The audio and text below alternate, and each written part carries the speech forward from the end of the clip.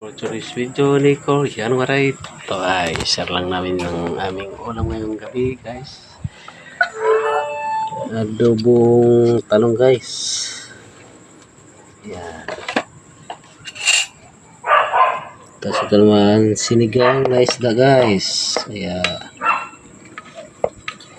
wala na sila yung maaso kasi nagbablog ang Korean Waray. Nakisabay naman sila. Sabi mo ate. Ate. Hi guys, kain po tayo. Tiang. Hi guys, kain po tayo. Binos. Hi guys, kain po tayo. Ma. Ay, cellphone pa ako. Guys, kaya na tayo.